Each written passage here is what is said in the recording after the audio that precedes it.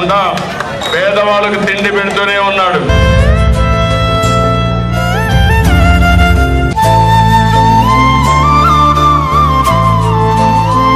రోజు భోజనం చేస్తున్నాం పేదలు. నిమ్మల రామానాయుడు గారి సహాయంతోనే తింటున్నాం, లేకపోతే ఆకలితో ఉండాలండి.